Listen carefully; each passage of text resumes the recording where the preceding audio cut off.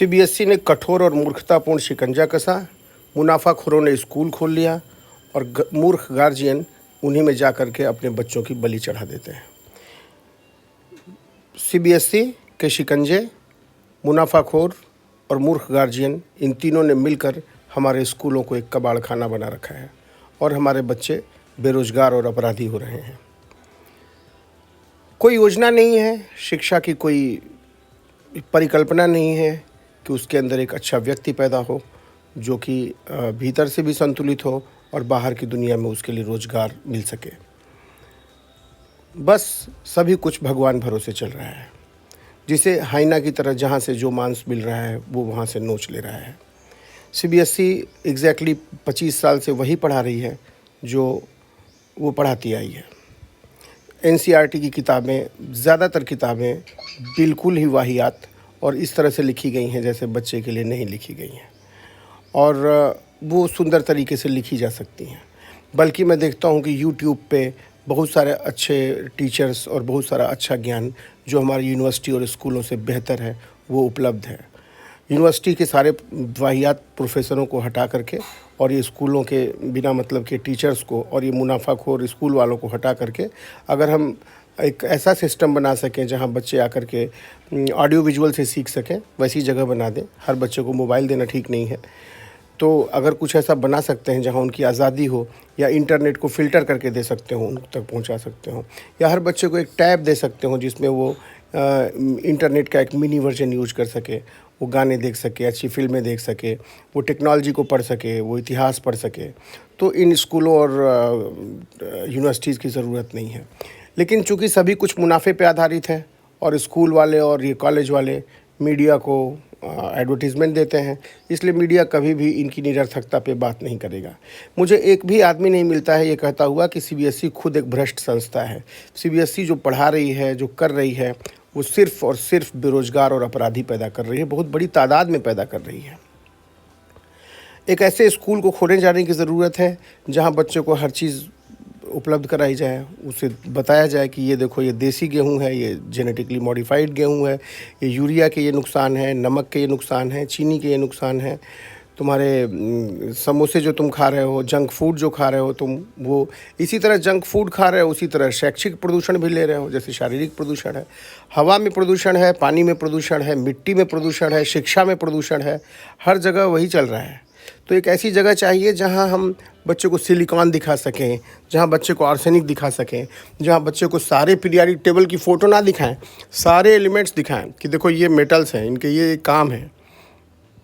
उसको बता सकें इंटेल क्या कर रही है, उसको बता सकें बेल लैब क्या था, उसको बता सकें AT&T क्या था, उसको बता सके सिलिकॉन वैली में क्या क्या चल रहा है, उसको बता सकें सेमीकंडक्टर की राजनीति क्या है, उसको बता सकें कि हम बजट कैसे पढ़ते हैं, उसको बता दें कि बैंक के मैनेजर लोन देते वक्त कैसे दांत नहीं पोड़ते हैं और बाद में रिकवरी करते वक्त कितनी बदतमीज़ियाँ करते हैं, उसको बता सकें कि कितने डॉक्टर दलाल हैं, उसको बता सकें कि कितने वकील अपराधी हैं, उसको बता सकें कितने CA लुटेरे हैं। क्योंकि उसे जीना इन्हीं दुनिया में है, उसको जीना इसी दुनिया में है, डॉक्टरों की दुनिया में, वकीलों की दुनिया में, CA की दुनिया में, नेताओं की दुनिया में, बैंक की दुनिया में, ब्यूरोक्रेट्स की दुनिया में। अभी मैं देखता हूँ वीडियोस, फला IAS हो गए और वो बहुत ज़्यादा खुश हैं। खुश किस बात के हैं? क्या उन्होंने कोई समाज को बदलना? क्या उन्होंने कुछ नई चीज़, नया विचार ले आए? वो नहीं, उनको गद्दी मिल गई, उनको एक राजशाही मिल गई, आराम से 15, 20, 25, 30 साल वो एक अच्छी ज़िंदगी जिएंगे और नेताओं के जूते चाटेंगे और पॉलिसीज़ की बात करेंगे। जिस आदमी ने कभी एक कक्षा नहीं ली, एक क्लास नहीं ली, ब्यूरोक्रेट्स, वो शिक्षा का सचिव है और शिक्षा के निर्णय लेता है। ये सब दुर्भाग्यपूर्ण है। हमें सब कुछ एक सिरे से ठीक ठाक करने की ज़रूरत है। बहुत बहुत धन्यवाद। लोग मुझसे पूछते हैं और कहते हैं कि आपकी बातें प्रैक्टिकल नहीं हैं, व्यावहारिक नहीं हैं। आप व्यावहारिक बातें कीजिए, मुनाफे की बातें कीजिए, पैसे की दुनिया की बातें कीजिए, पैसे की शरण में जाइए। मुझे लगता है गांव में हम एक पानी पी लेते हैं नल से जो कि ज़्यादा गहरा है, और किसी साफ़ नदी से हम पानी पी लें तो पैसे की ज़रूरत नहीं है। हम खुली हवा में सांस ले सकें, पैसे की ज़रूरत नहीं है।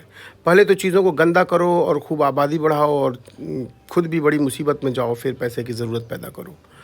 तो गांव में इतनी ज़मीन है, 67% आबादी अभी भी गाँवों में रहती है। वहाँ अच्छे स्कूल, टेक स्कूल खोले जा सकते हैं, लेकिन सबको स्मार्ट शहर चाहिए जो कूड़े के ढेर हैं। किसी को स्मार्ट गांव नहीं चाहिए, जहाँ खुली हवा हो, स्वच्छ पानी हो, स्वच्छ मिट्टी हो, और हमारे बच्चे लिथड़े हुए प्राइमरी स्कूल के जो बच्चे हैं वो नेताओं के पीछे जय जयकार लगाने वाले चूहे न बन करके, बल्कि ये समझें कि पूरे दुनिया में कैसे टेक वॉर हो रहा है, कैसे पूरी दुनिया में विश्व की राजनीति कैसे गति कर रही है, कैसे टेक्नोलॉजी का लड़ाई है, उसकी वार कैसे हो रही है। उस पूरी चीज़ को समझें, ना कि सिर्फ रोज़गार पाने के लिए सरकार के मुंह देखें कि मुझे फ़ौज में जाने दो, मुझे बैंक में नौकरी दे दो, मुझे गार्ड की नौकरी दे दो, चपरासी की नौकरी दे दो, सफाई कर्मी की नौकरी दे दो। इस शिक्षा ने सिर्फ़ और सिर्फ मूर्ख और भीख मांगते हुए नौकरियों के लिए ऐसे युवा खड़े किए हैं। घर में इतनी गरीबी है, बहन की शादी होनी है, माँ बीमार है, पिताजी बेरोज़गार हैं या दारूबाज हैं, तो ऐसी स्थिति में बच्चों को लगता है पहले पैसा पाओ, कहीं से भी पैसा पाओ। उसका फ़ायदा ये सब मुनाफाखोर मिल के उठाते हैं। तो जो नई एजुकेशन पॉलिसी आई है, कहने को तो बड़ी लंबी बातें हैं, कैसे पूरा करेंगे, इनके पास टीचर्स ही नहीं हैं, इनके पास वो इंफ्रास्ट्रक्चर ही नहीं है, और बातें लंबी चौड़ी हैं। और किस हद तक शहर में अप्लाई करेंगे, गाँव में चीज़ें जा कर के इतनी भोथरी हो जाती हैं कि कोई कुछ कहा नहीं जा सकता। दारू के ठीके हैं, पूरा गांव दारू की गंध में डूबा हुआ है शाम को, लाइब्रेरी की सुगंध में नहीं डूबा सकते हो।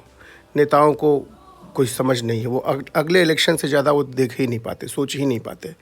किससे उम्मीद रखी जाए? छोटे छोटे प्रयास करने होंगे। हम एक ऐसा स्कूल खोलें गांव में ही जहां मुनाफा केंद्रित चीज़ें न हों। हम ऐसी जगह खोलें जहां हम गेहूं की बात करें तो संगीत की भी बात करें, गुलाब की भी बात करें, टेक्नोलॉजी की भी बात करें, सिलिकॉन की भी बात करें, सिलिकॉन वैली में हुए बहुत सारे धोखों की बात करें। बैंक, सीए, वकील, डॉक्टर, इंजीनियर, इन सब और नेताओं और ब्यूरोक्रेट्स की इस भयावह दुनिया में बच्चा सर्वाइव कैसे करेगा? वो दम तोड़ देता है, चूँकि कोई रिकॉर्ड नहीं है। जैसे किसान मर रहे थे विदर्भ में, उनकी विधवाओं की अगर कोई डॉक्यूमेंट्री बनाए, कोई नहीं बनाएगा। मुझे देखता हूँ लेबर चौराहे पे जा कर के, बनारस में ही हर जगह, हर शहर में लेबर चौराहे हैं। जिन लेबर्स को उस दिन जॉब नहीं मिलती, वो वापस लौट जाते हैं। मेरी इच्छा है उन पे एक डॉक्यूमेंट्री बनाऊँ, लेकिन उनको कौन पूछेगा? हम सब पुणे, हैदराबाद और बंगलोर और गुड़गांव जा कर के बैठ जाएंगे और उस सिटी को भी ख़राब कर देंगे। तो ये विकल्प नहीं है कि गांव की आबादी जो है जा कर के बीपीओ में काम करे और बीटेक करके खटारा इंजीनियरिंग कॉलेजों से वो शहरों में जा कर के खुद को लुटवाए। पहले हमें स्कूल लूटता है, फिर कोचिंग वाले लूटते हैं और फिर कॉलेज वाले लूटते हैं, तब हम कहते हैं कि हम शिक्षित हो गए हैं। शिक्षा किसी की बपौती नहीं है, न स्कूल की, न कॉलेज की और न कोचिंग की। टेक्नोलॉजी के ज़माने में आपके यूट्यूब पे सब मौजूद है। यूट्यूब के टीचर्स आपके स्कूल और कॉलेज के मूर्खों से बहुत ज़्यादा अच्छे टीचर हैं। तो उनका सहयोग लीजिए और छोटी छोटी जगहों पे, प्राकृतिक जगहों पे अच्छे से शुरू करिए, जहाँ प्रकृति भी अपने पंचम सुर में हो, जहाँ टेक्निकली आप पीछे न हो और आप ध्यान भी कर सकें, आप कबीर के भजन भी गा सकें, कोडिंग भी कर सकें, संगीत भी सुन सकें और किसी को प्यार भी कर सकें। इतनी क्षमता हासिल कर सकें। ये नहीं कि आपने बीटेक किया और फेसबुक पे गर्लफ्रेंड बनाई, हर हफ्ते दारू पी रहे हैं, बियर पी रहे हैं, वही आज़ादी है। लोन पे फ्लैट ले लिया और सिकुड़ के ख़त्म हो गए, जो कि बहुत बड़ी संख्या में ऐसा हो रहा है। तो इन चीज़ों पे देखने की किसी की निगाह तो है नहीं। मैं चाहता हूँ कि कुछ दोस्त अब शुरू करें एक अच्छी लाइब्रेरी, खूब प्रैक्टिकल बात, बच्चे को जिस दुनिया में जीना हो उस दुनिया की बात की जाए। निहायत वाहियात किस्म के सिलेबस जो सीबीएसई पढ़ाती है। मैं देखता हूँ कृष्णमूर्ति फाउंडेशन के 5-6 स्कूल हैं पूरे इंडिया में, इतना सुंदर इंफ्रास्ट्रक्चर, अद्भुत अद्भुत, 380 एकड़ में बनारस में है, लेकिन सीबीएसई ने वहाँ कैंसर की तरफ पहुँच करके ज़िंदगी नर्क कर दी है। इतनी वाहियात चीज़ें पढ़ाते हैं, इतने वाहियात टीचर्स हैं, कुछ आता ही नहीं है उनको, फिर भी भिड़े पड़े हैं, ज्ञान दे रहे हैं, ज्ञान ले रहे हैं। 2016-17 में मेरी कमाई करीब 1,25 लाख रुपए थी। मैंने फिर 2019 में कोविड से पहले अपनी कोचिंग बेची। फिर मैं वापस पहुंचा कृष्णमूर्ति फाउंडेशन। मैंने उनसे कहा मुझे 8,000 रुपये में आप नौकरी दीजिए, मैं क्लास 6 से लेकर 12 तक की आपकी सारी चीज़ें ठीक करूंगा। बच्चों को भाषा सिखाऊंगा, बच्चों को टेक्नोलॉजी सिखाऊंगा, बच्चों को नाचना सिखाऊंगा, बच्चों को ध्यान करना सिखाऊंगा, अच्छी फिल्में दिखाऊंगा, कृषि के बारे में जानकारी दूंगा। उन्होंने कहा मेरे पास आपके लिए कोई जगह नहीं है। और मैं बेरोज़गार सा वहाँ से लौटा। पहली बार मुझे ये एहसास हुआ कि मेरी कोई कदर इन स्कूलों में और इन कॉलेजेस में नहीं है। खूब सारे स्कूलों के मालिकों से मिलता हूँ जिन्होंने बड़ी भयावह भयावह बिल्डिंगें बना चुकी हैं, लेकिन बिल्डिंग के मालिक शिक्षा के बारे में कुछ भी नहीं जानते हैं। वो सिर्फ बिल्डिंग बनाना जानते हैं और बस खरीदना जानते हैं। इन मूर्खों की समझ उससे ज़्यादा नहीं है। वो एक दांत बनाते हैं मगरमच्छ के, खूब बड़ी बड़ी बिल्डिंग, खूब बढ़िया रिसेप्शनिस्ट, खूब बढ़िया गद्दे, लग्जरी गद्दे सोफ़े वाले जिसमें आप बैठिए तो धंस जाइए। फिर जहाँ फ़ीस जमा करनी है वहाँ लेडीज़ बैठेगी ताकि किच-किच ना करिए आप फ़ीस के लिए। हर चीज़ कैलकुलेटेड है। आप जिस जाल में फँस रहे हैं स्कूल के, उस जाल में वहाँ न ज्ञान है न कुछ है, सिर्फ शोषण है, सिर्फ शोषण है। छोटे-छोटे प्रयोग करना शुरू कीजिए। जो स्कूल के मालिक लोग हैं, कई बार मैं देखता हूँ वो मुनाफे के लिए मरे जाते हैं। अगर 90 रुपए का टेस्ट हुआ ओलंपियाड का तो 70 रुपया बच्चा देगा उसको, टेस्ट कराने वाली एजेंसी को, और 20 रुपया स्कूल उसमें मुनाफा खाएगा। हर चीज़ में मुनाफा खाएंगे ये, बस में, ड्रेस में, किताबों में, हर चीज़ में इनका मुनाफा तय है। सब जानते हैं लेकिन कोई नहीं बोलता है। ये कहीं ज्ञान के केंद्र नहीं है, केवल बकवास करते हैं। ये डिसिप्लिन रहो, फला रहो, देश के कर्णधार हो, आगे बढ़ो, 21वीं सदी के हो, टेक्निकली करो। किसी स्कूल वाले की नीयत नहीं है कि मेरा बच्चा आगे बढ़े, मेरा बच्चा अनपढ़, बेरोजगार और अपराधी ना बने। लेकिन ये सब सिर्फ बातें करते हैं।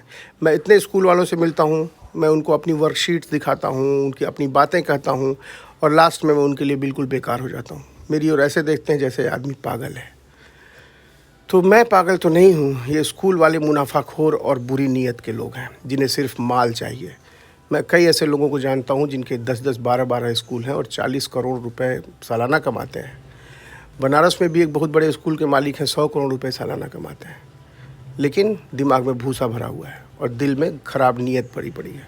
बच्चों को तुम 4-4 हज़ार की, 3-3 हज़ार की टाई बेच रहे हो, 5-5 हज़ार का ब्लेज़र बेच रहे हो, ड्रेस तुम बेच रहे हो, बस से आना जाना तुम्हारा है। कुछ दिन में आटा और गोभी भी ना बेचने लगो। तो स्थितियाँ बहुत ख़राब हैं। ये बहुत ही भयावह मकड़ जाल है। एक ऐसी जगह चाहिए जहाँ कुछ लोग मिल कर के एक सुंदर, एक समग्र स्कूल की भूमिका तैयार कर सके। बहुत बहुत धन्यवाद। हाँ, एक बात और, इन स्कूलों के बहुत बड़े भयावह स्ट्रक्चर से मैं डरता नहीं। मुझे जाने पे ऐसा लगता है कि सिर्फ ये सीमेंट के बोरे और ये कंक्रीट और ये लोहे हैं। मैं स्कूलों को ऐसे देखता हूँ, कोई दिमाग नहीं है जिनके पीछे। जो आदमी संस्था के केंद्र में बैठा है वो सिर्फ शाम को बैलेंस शीट देखता है, न टीचर की गुणवत्ता देखता है। बस एक प्रिंसिपल बोल लेगा जो बढ़िया, एक प्रिंसिपल रिक्रूट करेगा जो बढ़िया अंग्रेज़ी बोल सकती हो और उसको मूर्ख बना सकती हो, बढ़िया सैलरी देगा, उससे वो प्रिंसिपल जो उसकी मार्केटिंग एजेंसी वाला काम करती है। तो इन स्कूलों के पास कुछ नहीं है सिवाय बड़ी बिल्डिंग्स के। बिल्डिंग्स जो कि सिर्फ कूड़े घर हैं, जो कि खंडहर हैं, जहाँ सिर्फ बच्चों को बसों से ले आया जाता है और एक बड़ा कारोबार किया जाता है। इधर कई स्कूलों के मालिकों से मैं मिला, बड़ी निराशा हासिल हुई। और एक जगह तो रिसेप्शनिस्ट ने कहा कि गार्ड साहब तुरंत इस बच्चे को ले जाइए, अर्चना मैम को हैंड ओवर कीजिए। आप ये बताइए, वो बोल रही है कि इस लड़के को ले जाइए, हैंड ओवर कीजिए।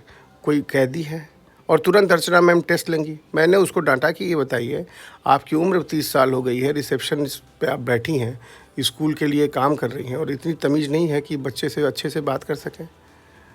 आप आते ही उसका टेस्ट ले रही हैं, ये कोई वेलकम करने का तरीका है? तो इस तरह के मुनाफाखोर और नौकरी करने वाले लोग ये सब अगल बगल बैठे हुए हैं, इनसे सजग रहिए। धरती से बड़ा कोई बैंक नहीं है, प्रकृति से बड़ी कोई शरण नहीं है और मनुष्य से खतरनाक कोई जानवर नहीं है। आसपास के अच्छे लोगों से बचिए और छोटे छोटे प्रयोग शुरू करिए और धीरे धीरे समझ खुलेगी कि जिस ज्ञान को स्कूल या कोचिंग हमें दे रहे हैं, पहली बात तो उस ज्ञान की ज़रूरत ही नहीं है। ज्ञान चाहिए कुछ और ज्ञान दे रहे हैं कुछ और। परमहंस रामकृष्ण इस विद्या को अविद्या कहते थे। एक तो आत्मज्ञान की विद्या है और दूसरी विद्या है ये कूड़े करकट जो सिखा रहे हैं। उसमें भी तुम तमीज़ की चीज़ सिखा देते, थोड़ी तमीज़ की टेक्नोलॉजी सिखा देते, तमीज़ का एनिमेशन सिखा देते, बच्चों को फिल्म बनाना सिखा देते, फिल्म मेकिंग, फोटोग्राफी, कुछ भी कर देते, पत्रकारिता सिखा देते। नहीं, वो सिर्फ सिखाएंगे गैल्वेनोमीटर, प्लासी का युद्ध, 400 साल पुराना विज्ञान, 400 साल पुराना इतिहास जो कूड़ा घर हो चुका है। इस कबाड़ खाने से बचिए, बचिए, अपने को बचाइए, बच्चों को बचाइए। जितना पैसा स्कूल को दे रहे हैं उतने पैसे में किताबें खरीदिए बच्चे के लिए, उतने पैसे में उसको घुमाइए, उतने पैसे में उसके लिए कुछ अच्छी चीज़ें खाने की खरीदिए, अच्छे कपड़े खरीदिए, अच्छे यूट्यूब के अच्छे गैजेट्स खरीदिए, खूब बढ़िया सेटअप इस्टेब्लिश कीजिए घर में, गाँव में, तभी बचेगा जीवन। वरना सब मुनाफाखोर और कॉरपोरेट खा जाएंगे और सिर्फ दारू पिए हुए लड़कों की एक बेरोज़गार फ़ौज होगी जो अपराधी बनेगी, जो इंटरनेट पे पैसा लूटने के तरीके खोजेगी और जो हत्याएं करेगी, जो अपराध करेगी। और बहुत सारी कंपनियां देख रहा हूँ, फला आइकॉन कंपनी हो गई, ये आइकॉन कंपनी हो गई, यूनिकॉर्न कंपनी हो गई, मतलब कि लड़के, और अजीब अजीब गाने भी बना रखे उन्होंने, सिर्फ इम्प्रेस कर रहे हैं। कूड़ा ज्ञान तुम परोस रहे हो। उसमें भी 8-10 कंपनियाँ भिड़ी पड़ी हैं, बाइजू है, फिजिक्स वाला है, वेदांतु है, अनअकैडमी है। इस सब को अंदर से मैं जानता हूँ, सब खोखले हैं। सबके टीचर्स को मैं जानता हूँ और सबकी हकीकतें आप देख रहे हैं। बच्चे क्या सीख रहे हैं। आईआईटी के एग्ज़ाम ने पूरे देश को बर्बाद कर रखा है। जितने तमीज़ के इंजीनियर्स नहीं मिलते हैं, उससे ज़्यादा बेरोज़गार और अपराधी लोग मिल जाते हैं। तो स्कूली शिक्षा और ये एग्ज़ाम वगैरह ये सब निकल सकते हैं, लेकिन उसके बगैर भी ज़िंदगी, अब तो सर्टिफिकेट्स का कोई आदर भी नहीं है। आईआईटी कानपुर में 50% प्लेसमेंट है, प्लेसमेंट ही नहीं है। आईआईटी करके भी आप बेरोज़गार हैं। आईआईटी करके कोचिंग खोल रहे हैं, फिर नए आईआईटीएन पैदा कर रहे हैं। तो आईएएस करके आप फिर जो है वही काम कर रहे हैं जो कि नेताओं और अपराधियों की मिलीभगत है। तो अपनी एक आत्मा पैदा हो, एक ऐसी जगह पड़े, आत्माओं की खेती करनी पड़ेगी। भिंडी की और बैगन की खेती के अलावा आत्माओं की खेती करनी पड़ेगी। इसके लिए आपकी खुद की आत्मा होनी चाहिए। पता चला खुद की आत्मा है नहीं, खुद बेरोजगारी के लाइन में खड़े हुए हैं और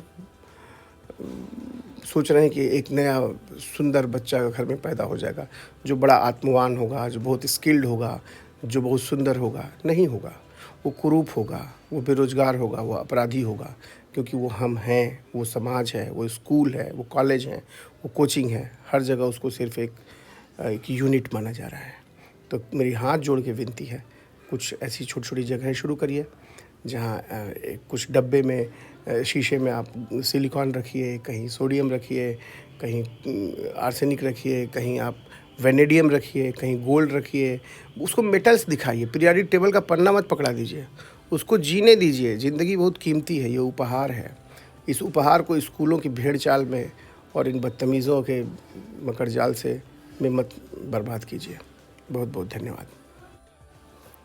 कुछ लोग कहते हैं इसमें स्कूल वालों की गलती नहीं है, ये सीबीएसई की गलती है। सीबीएसई जो करवाती है वो स्कूल वाले करते हैं। ये तो कठपुतली हैं, इनके तोते हैं। पूरा लाइसेंस राज है, इंस्पेक्टर राज है।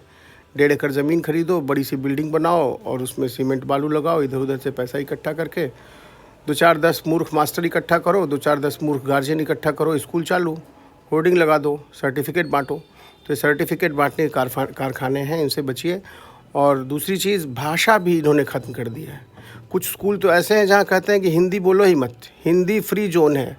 इन मूर्खों को मैं जानता हूँ, उनके मालिकों को मैं जानता हूँ, उनके साथ में बैठा हूँ। वो निहायत मूर्ख है। वो जब वो बोलते हैं तो मैं आंखें बंद करके आधे घंटे बैठ जाता हूँ, उसी में सोता रहता हूँ। वो बोलते हैं आप आंखें बंद कर लेते हैं तो बहुत अच्छे लगते हैं। हाँ, मैं कहा कि क्योंकि मैं शांत रहता हूँ और भीतर सो जाता हूँ। आपकी बकवास सुनने के लिए कम से कम 10,000 रुपया फ़ीस दीजिए तो आधे घंटे सुना जाए उस बकवास को। और हिंदी फ्री जोन हो गया। बताइए, इतनी सुंदर भाषा हिंदी और उसको हिंदी फ्री जोन है। इवन मैं तो देख रहा था बनारस में एक स्कूल है, इंटरनेशनल स्कूल लिख देंगे सब। नुक्कड़ पे हाईवे पे ज़मीन लेके ख़रीद देंगे, एक भयावह स्ट्रक्चर बना देंगे, खंडहर भूतहा, उसको लिख देंगे फला इंटरनेशनल स्कूल। वहाँ हिंदी भी अंग्रेज़ी में पढ़ाई जाती है। 10 says Kabira that this life is this that, और पूरी चीज़ वो बात करेंगे इस तरह से। ये कबीर के दोहों को भी हिंदी में अंग्रेज़ी में पढ़ाएंगे। कबीर 10 स्पोक जरथुस्त्रा, 10 स्पोक कबीरा। वाह। सुबह होते ही शहर में सैकड़ों बसें घुसती हैं, पूरे शहर को जाम कर देती हैं, इतनी गंदगी फैलाती हैं, इतना वायु प्रदूषण फैलाती हैं। उस वायु प्रदूषण से सैकड़ों लोग मरते हैं और ये ज्ञान दे रहे हैं। इन स्कूलों को तो उठा के जंगल में फेंक देना चाहिए। वहीं रहो, वहीं प्रकृति के बीच रहो गुरुजी, और पैसा वैसा न कमाओ, वहीं ज्ञान दो। लेकिन ये सैकड़ों बसें, मैं एक स्कूल को देखता हूँ बनारस में है, 34 बसें हैं, एक साथ 34 बसें घुसती हैं। ऐसे 20 बसें हैं, फला इंटरनेशनल, ढिका इंटरनेशनल, ये सब घुस घुस के। और मैं मेरे जानने वाले हैं, उनका भी एक स्कूल है, वो गांव-गांव में जा कर के एकदम रोबोट की तरह बच्चों को घसीट-घसीट के स्कूल में लेके आते हैं और प्रतिदिन अपने घर में 10-12 लाख रुपया बोरे में भर के लाते हैं। तो ऐसी स्थितियां हैं और पूरा ट्रैफिक सिस्टम कबाड़ा कर दिया इन्होंने। आप अगर गांव में रहते हैं या घर में रहते हैं, रोज़ सुबह आके टी देखिए, मेरे घर के बगल में बजा रहा है वो ऑटो वाला, टी बच्चों को सोने भी नहीं देंगे। सुबह आके टी जल्दी चलो, ड्रेस पहनो, कपड़ा लो और बैग लो, टिफ़िन लो और जल्दी स्कूल चलो। ना बच्चों को जीने दे रहे हैं, ना खाने दे रहे हैं। कोविड में बच्चों ने बहुत कुछ सीखा है। स्कूलों का पढ़ाई से कोई संबंध नहीं है, सिर्फ लूट से संबंध है। अगर कोई संबंध है स्कूल का पढ़ाई से तो उल्टा संबंध है, ज़्यादा स्कूलिंग कम पढ़ाई। आखिर हम ये उम्मीद कैसे कर सकते हैं, इतने मूर्ख हम कैसे हो सकते हैं कि जिस आदमी ने 25 करोड़ 30 करोड़ लगा करके 40 करोड़ 4 एकड़ 5 एकड़ में स्कूल खोला हुआ है, वो हमारे हित की बात करेगा, वो अपने मुनाफे की बात करेगा। स्ट्रेटजी रूम में बैठ करके एक चीज़ सोची जब समझी जाती है, एक चीज़ की दलाली की जाती है। टाई लगाए हुए MBA किए हुए लोग, पढ़े हुए लोग काफ़ी आते हैं, पब्लिकेशन वाले, ड्रेस वाले, बस वाले, एक नई स्कीम लेकर के कैसे अब नया क्या ले आया जाए कि लड़कों को उस जाल में फंसाया जाए। तो ये जो मुनाफाखोर हैं, जो इतना कई करोड़ लगा के बैठे हैं, इनसे आप उम्मीद करते हैं कि एक स्वतंत्र सत्ता की बात करेंगे व्यक्ति के। ये कहीं व्यक्ति के स्वायत्तता और स्वतंत्र सत्ता की बात नहीं करेंगे। ये सिर्फ अपने मुनाफे की बात करेंगे और सिर्फ बढ़िया कपड़ा, बढ़िया चमक दमक और ग्लैमर दिखा करके। अब हम तो मूर्ख हैं, सुंदर रिसेप्शनिस्ट और प्रोफेशनल एकदम लग्जरी सोफे में धंसे हुए, मुँह बाया हुआ गार्जियन देख के चकाचौंध है।